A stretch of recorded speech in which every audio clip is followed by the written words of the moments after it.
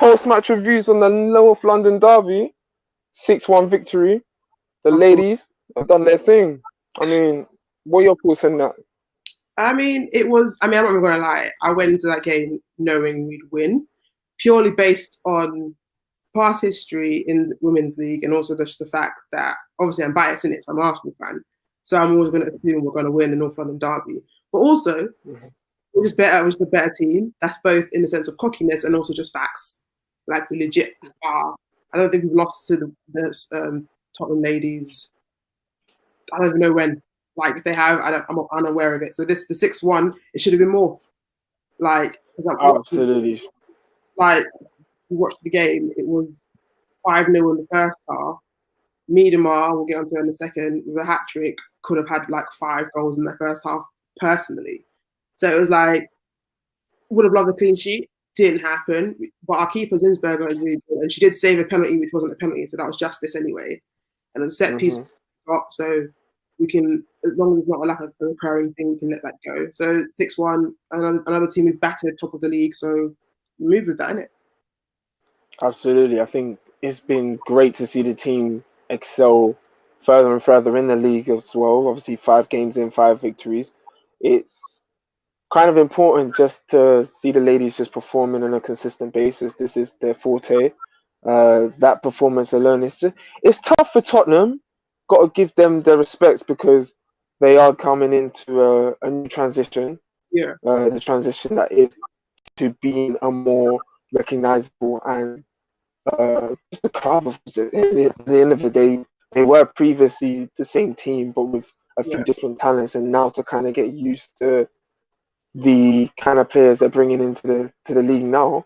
It will take some time to gel, to settle, and of course, going up against the current champions, and obviously now with our fierce rivalry beginning to settle in, our history against each other isn't on the greatest size on Tottenham's case, but where it is inevitable that North London is and predominantly will be red, it's just nice to get it to an existence, if that kind of makes sense.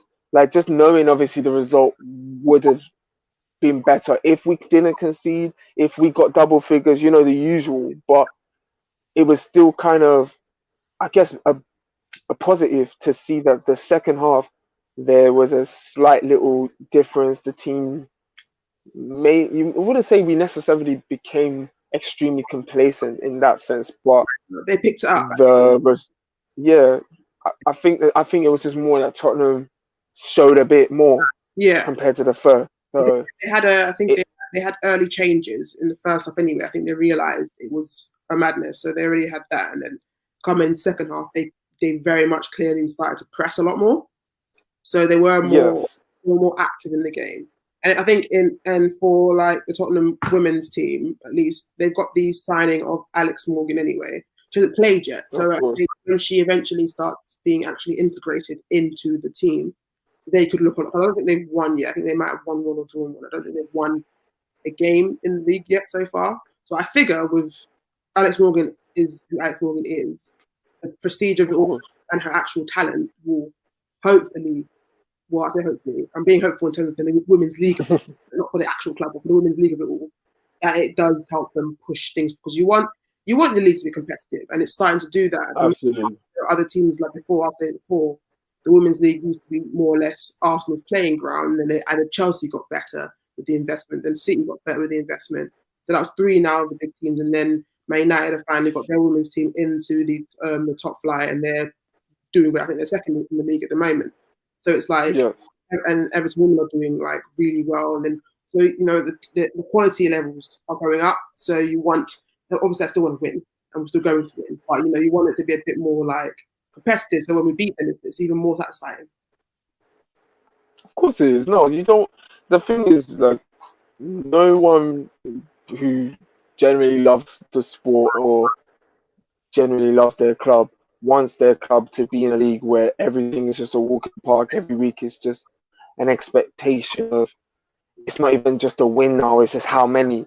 You don't really want that feeling on a every week basis because there's no fun in that. You kind of lose sight of the feeling that that's kind of what certain other fans expecting in their club, and then when it actually happens, they they just feel different. I guess for us, we've always been aware of the dominance of the women's football.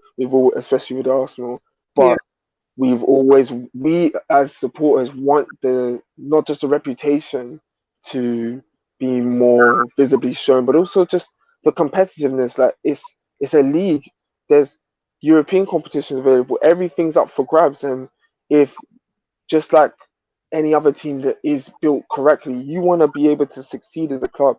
The most clearest possible way to do that is to build your foundation, get the leads or get the success and trophies into, and then the rest of those players like the Alex Morgans, the Miedemas and etc. There will be so many more talents coming through, and I think that's kind of what we should be very. I don't want to say grateful for, but I'm along the lines of just very happy to have a player like Miedema. I think it's kind of a joy to always have a talented player in our side, and Miedema has been able to perform and showcase that not just since signing for the club, but since turning herself into a professional. But obviously, it's been more noticeable with now surpassing the previous record and becoming the all-time top goal scorer in the WSL with 52 goals. I mean, what a player! She is actually phenomenal.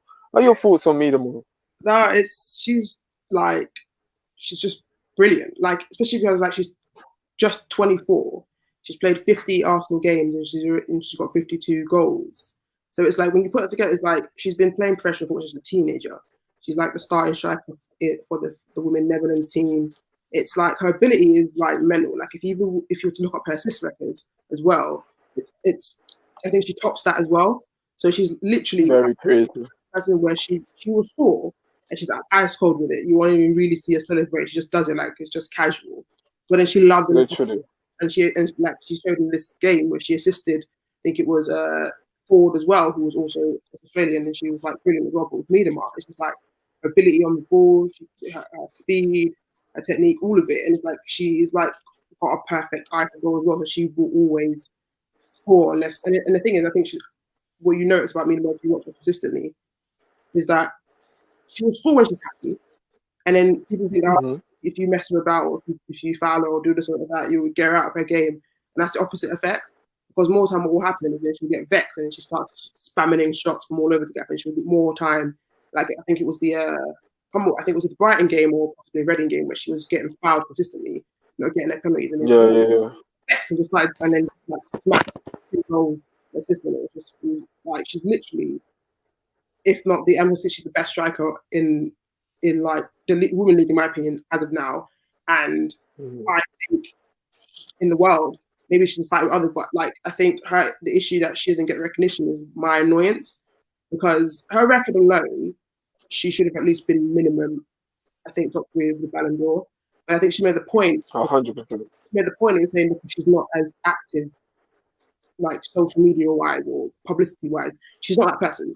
She's not active like in that way. Yeah, of course. It's visible, so they won't really recognize it. It's like it's absolutely annoying because her talent alone like destroys the majority of these other women who are known because some of them are good, don't get me wrong, but they're nowhere near her or they're getting more recognition. And it's almost sounds familiar because you're starting to see almost a reputation of what seems to be more important, but you don't really see any true clarification as to what is deemed to be the rightful honor of a player's contribution or how they perform throughout that season. I mean, you've pretty much hit every nail on the head that Miedema club country has been a phenomenal asset to such, and even with both teams, it's almost like they can vary the style of play, they can change things up, and she would still complement it. Like there wouldn't be a particular Drop off. formation or structure that would see her not fit, if that makes sense. Yeah. I kind of feel, especially with Arsenal this season, they've started exceptionally well. The record in all competitions, bar the game against Chelsea and obviously the semi-final against Man City, there's been out of this world. They've been performing, but with the likes of Miedema and Daniel and Donk and the rest of the squad as well, do you feel that these players can continue to produce that style of play that they are portraying as well? Yeah, because I think with women, you notice the manager Joe, he has a style of play that is very fluid. It's very pass possession based. It's very rapid about it. So and that's been going on for seasons since it's been it. And the quality the Arsenal women have, like in defence with Williamson and her ability on the ball and her defensive ability as well. Midfield, we've got like a Dutch thing going on with Van der Beek. Rord is also there, but she's injured in the moment. But even before she was injured, I think she had like back-to-back hat tricks and assists. She's like the Dutch score is Miedema, top, obviously the ever-present Jordan Nobbs, who's brilliant. She's also on that list of like possibly close to breaking the 50 goal mark in the WSL. She's brilliant. She's obviously English as well, so that helps in terms of like the English team.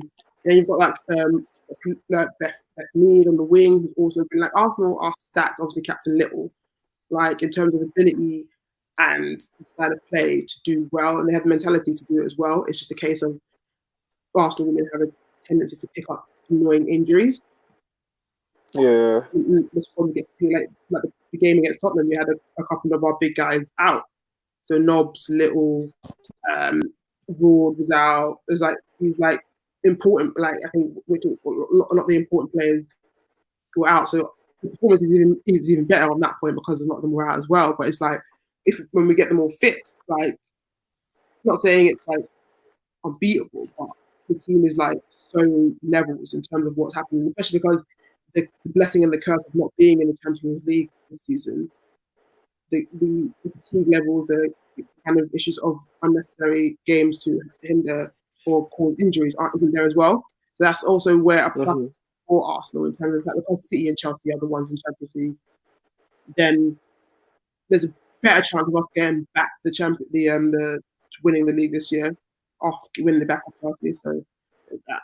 In the situation we're in now, where we've announced that Ozil's not going to be in the squad for both the Europa League and the Premier League, that in a sense, obviously disregarding the fact that we're not using a 10 in our system, but if we were, we've kind of got ourselves a 10 position set up for a Partey and Xhaka midfield two complementing each other if we're going for rigid or standard there, and having a Ceballos or Emil Smith Rowe in front of them. But many have now kind of said through interest they like a player of Saka's quality in that 10 role as well, on some occasions, just for tactical reasons.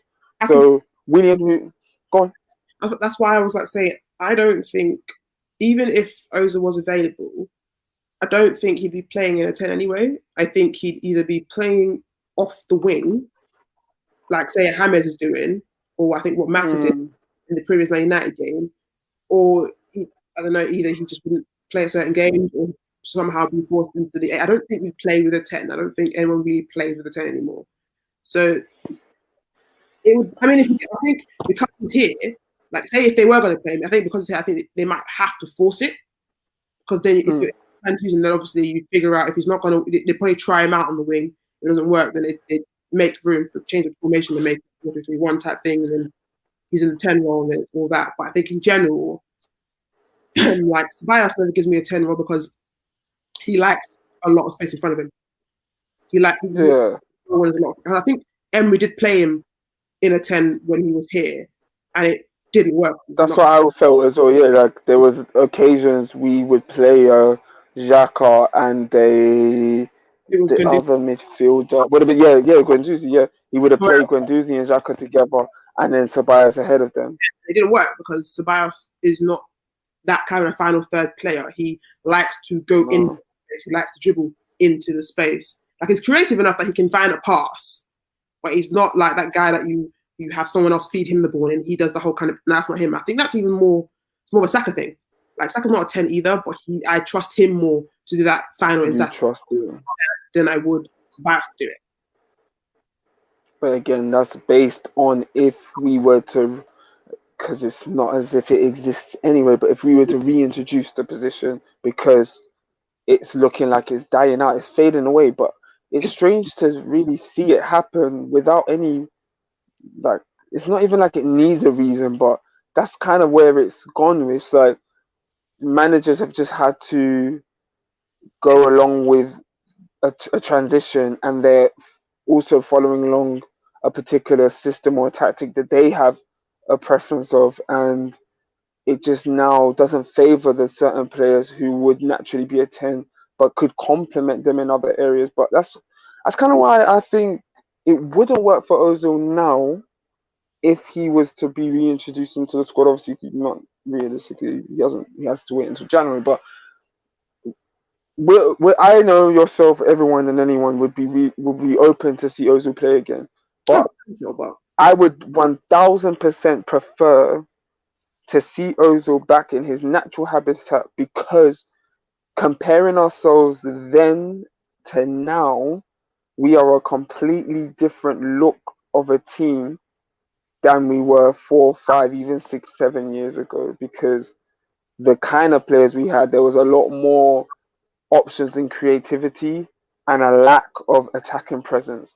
Now there's a bit more of an attacking presence, in my opinion, because the kind of striker quality or the kind of players we have in those positions are a complement to Ozil.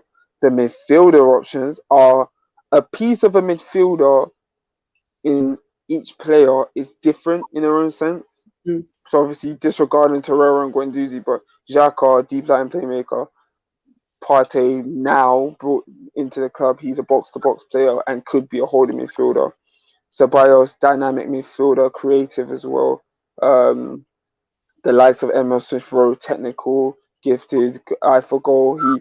He's versatile in the sense of playing in front of the midfield too. Could play on the wing, either side. Like, we have on paper a good enough option of players that have different things they could do. I mean, I'm not going to disregard him, but I will mention him. Willock can obviously get up and down the field. Not got the greatest IQ, but has had a spell where he can produce a key pass or play that could lead into a goal, or even creating that chance of a goal for himself.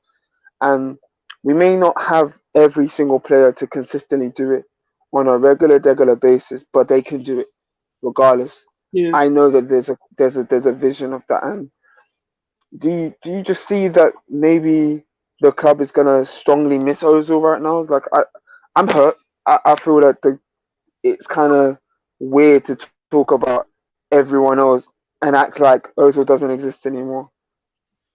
I mean, look, I think, as I've said before, the club has had this whole issue of never having the right players at the right time since we've had Ozil. Technically, before we've had Ozil, we have Ozil as the creator, but then you haven't really helped him in defense or attack. You give him Giroud, who like you kept Walcott on longer than you needed to. The other side of the wing wasn't brilliant. Then you had attackers weren't finished on their dinner, or the midfielders were either injured or the wrong ones. Then you brought in Sanchez, a brilliant signing. Then what did you do after that? You didn't do much. You brought in Oneni and something special. Again, you didn't focus on the areas that we needed. You brought in Sanchez, but you didn't bring another winger. You didn't bring in another striker. I went a season where you only brought in a goalkeeper in check. You didn't fix the defense, which has been crying out for yonks. You kept it at Coquelin, and Coquelin, when he wasn't doing well because Vincenti was out. Again, your option was to bring in Elneny and not a proper, like, either DM or proper strong mobile midfielder. So it's like they spent years bringing in the wrong players in Mustafi, in Xhaka, in Elneny, and all these men in Gabriel, Socrates, Kolasinac, all these Czech, all these people you brought in. And the smart thing anyone would have told you is to build the team around the best player, who was Ozil, which you didn't do. Mm-hmm. And then now it's got to the point where you've used up the guy. He's not useless. It's just not the same level as he was before, but he still got used. You've now made it to a point where it's untenable. And it's like the time where you sort of got, not every piece, but you've got better pieces that will help facilitate the guys' like positives, is the time you don't want them anymore. So it's a mess. I still stand by the fact that I think I'm not delusional in the fact that I'm thinking we're going to get the Ozil that got 19 assists in the season. I'm not like that and thinking that's the Ozil we're going to get back. But I'm not stupid. You just look at our team. we are so void of creativity. We are relying on a 19-year-old kid to be our creative hub of this big in his second season. Like, he didn't even play all of the season in the Prem last season. He played a lot of cup games and Europa games here, there, and everywhere. Left back, like, that's what we are. It was more like you could see what happened. The chance was given to him. He took every chance, and he really, really, really flourished. And as he flourished, this is no fault on Saka. Obviously, it's brilliant, but like, in terms of his ability, like, this is not a fault on him. Like, he's not Messi, if you get what I mean. Like, Messi can carry a team of bums to be better than we are. Saka's not Messi. So what you've now done, you put more or less the weight of the creativity of this club on a teenager. Like, this is a lack of thought in the midfield. Like, you wasted all that time in doing higgy haga or just not investing, and now got a civil war going on with with what I still think is, like, if not one of your best players.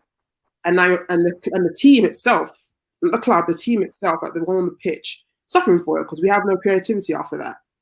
It's a case of relying on, like, Pepe to hopefully find his form, or Willian to not be a ghost, or just people to just play. But it's a whole mess of a situation. It's just like so we can just lead us into the Man City game, where I stand, like, we lost 1-0, right?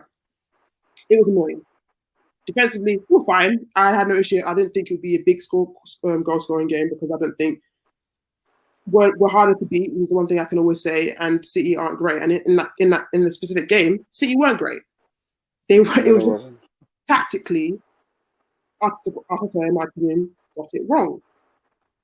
He played Willian in the false nine, which baffles the mind. He kept Aubameyang in the left wing after noticing that Pep noticed that Aubameyang was on the left wing, and then what did he say? He stopped Walker on him.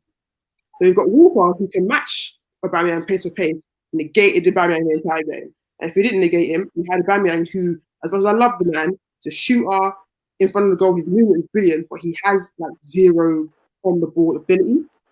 So he can't play as a winner because he's not a winner. And then what happens is you isolate him on the wing and you've negated the entire left side. That's our strongest side. And he's just locked out of the game for no reason. Tierney's pass to Aubameyang is now cut off because Pep knows it. He cut it off.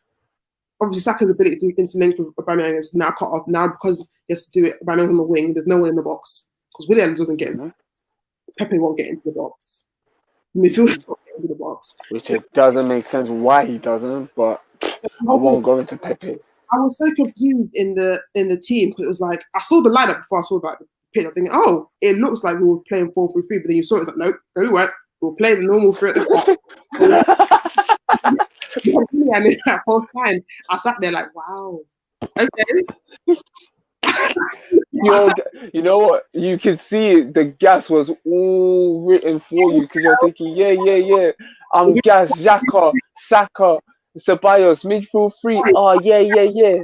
I was thinking 4-3-3, Saka's in the middle, Aubameyang up top, Willian on the left, Pepe on the right. This could work because Sheffield United, that was basically what we did when we played well. I even thought that it was actually Pepe that was going to be more central this time, and I thought they were just going to go tactically with a little, like, a free roll thing maybe between. Yeah, when I saw it on the pitch, I was thinking, okay, it's not what I thought, but I thought it would be a fluid front.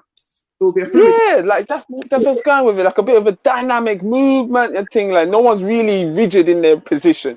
Like Pepe's not gonna be the striker. He's just playing in the centre forward role, but he will drift in and out on the wings. And then Willian is the creative winger who will bounce between the wings and do his thing. And obviously Aubameyang would be bouncing between the flanks, but predominantly hitting the centre as well to be the. But then 5 minutes, the outlet. 5 minutes go past, still the same. 10 minutes go past, it's the same. I'm like, sorry, Arteta, you're you're smarter than this. You're seeing what's happening. Pep knows that is our outlet. Can you ask them? I'm thinking, even if you don't ask them, you guys are adults. You are 25 plus. Grown men, you know what the deal is. You've played against this team many times. Wake up. You can't see that maybe, I don't know, Aubameyang saying, look, I ain't working on here. I'm getting snuffed out the game. Hey, Willian, swap. And then what happened? The one time one of the few times he almost scored. He should have scored in fact. Like that I was so frustrated by that, the way we conceded. Saka's chances came from when he was playing left wing. Imagine. Best chances happened when people were more playing in the correct spots. So when I'm moving the ball. And I was thinking, what was the point of winning? I didn't understand it. What did he do? He wasn't even pressing like that. I'm thinking, if he wants to play false nine, you might as well just play freaking Lacazette. Exactly. You might as well just play Lacazette. Would have made more sense. It made no sense in my head as to. And then that was the first half. I think, okay, look, first half, whatever. He'll fix it in the second half. He come out, same thing. I was confused. And I'm thinking, okay, when he makes his sub, he'll fix it. Then the first sub is who was it who came off? Was it Willian or Lacazette? Yeah, I believe it was. Yeah, and I said, for what? Like, what was the point of that? I was thinking this in my head. I was thinking, okay, his first sub is going to be Partey for Willian. Then he will have Aubameyang back down the middle, Saka on the left, and it'll be a midfield three of Xhaka, Partey, and Ceballos, and then maybe things we could actually go for it. And then it's just Lacazette who came on the pitch and he did niche. He was a ghost. I didn't know he was there. He was mad. I was like, so he came on the pitch to do what? And then what was it? For 7 minutes, then that's when he started. Then he brought on Nketiah and Partey for Xhaka, Pepe, and I was like, we've got 3 strikers on the pitch with no one to actually create for them. What was the point? Yeah, this is it. There's no reason.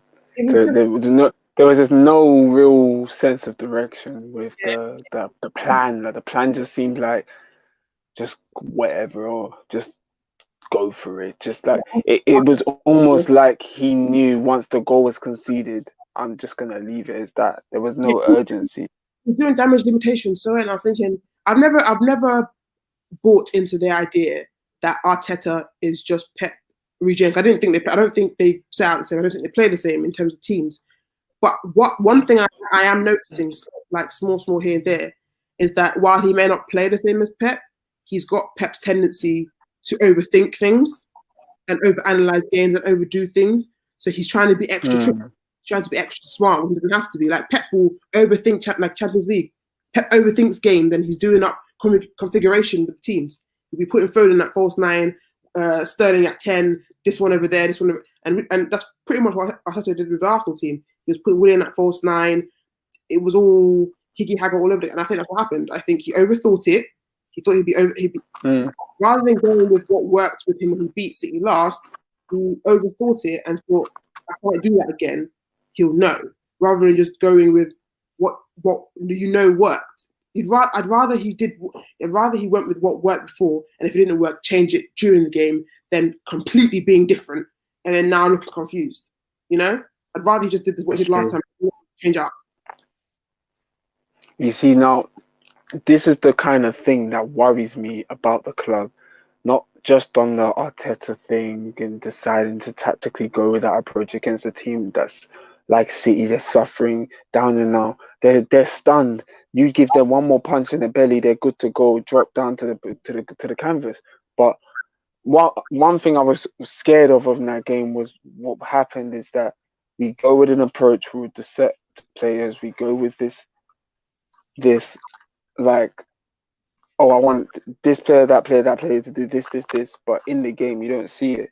Now, I'm not putting a comparison to City for our next opponents, but obviously, our next opponents is going to be the first game of the European campaign, and obviously, this will be our 4th season in the European League consecutively. We have still failed to win that competition despite being in the final once, and I don't know. Do you know what? It's getting to the point now where, as much as it was, well, I'm going to say in general, and I personally didn't believe so, but as much as it was quite the the inevitable at first, where we looked like the sure favourites and we were likely to win it, and we still failed to do so.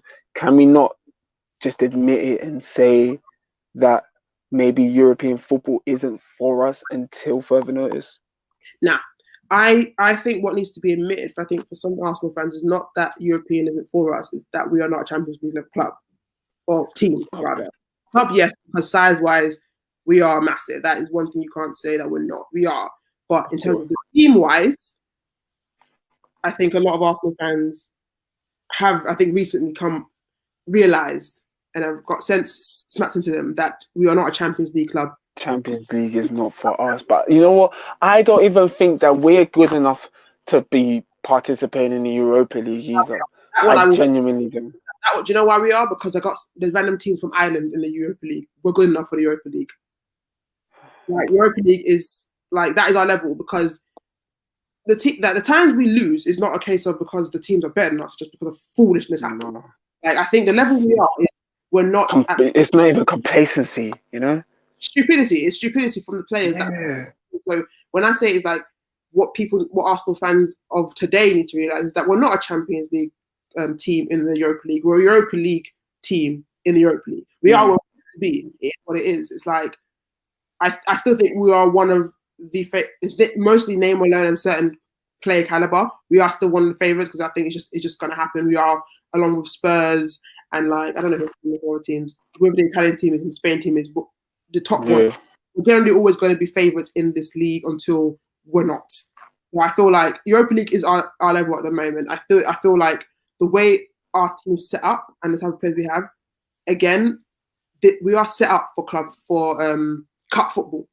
So I think, again, this is our best chance to get in the Champions League, is to win Europa League again. It's of course. a thing where, because we didn't get all the signings we needed and we still have so much dross in our team, we are perfectly set up to beat teams in terms of, like, cup games. I don't think we have the ability or the talent to do a sustained run like the Premier League for us to guarantee that, saying, yeah, we can get into the top four. I think that's a whole higgy. Even though all the other teams are doing foolishness as well, all the other teams are still man for man better than us. So we could say beat, I don't know, Man United or Chelsea in one-off games, but I wouldn't shock me if then we go on back-to-back and lose to Brighton and then to Crystal Palace. You know what I mean? So I think we're set up perfectly for our competition. It depends on how the dice falls, what happens in the league. So Europa League, I feel like we playing Vienna. I think we should win it. Yes. But again, this is purely based on no knowledge of what Vienna play. I don't know. Yeah. They're an Austrian team. That's the best I've got. I don't know. I don't know how they play. So I'm purely basing us winning this game on Thursday of the fact that, I don't know, Arsenal, we should win it. That's pretty much my own logic for me saying we're going to win. I don't know who's going to. I think Partey will get his minute. Like, I don't think we'll play the entire game, depending on how. No. We'll play the whole game if we are playing crap and we still need to win it. I don't think if we're playing decent enough and we are like 2 goals in, he'll come off and then he'll be ready for the weekend game. I don't know if Aubameyang will play. He might be on the bench. I think it'll be a Lacazette and Nketiah type of thing. I would hope that they don't play Aubameyang on a mere basis of he's not had a successful start to the season and he does not have to play, or at least he doesn't have to start. Playing him, he can have a few minutes just to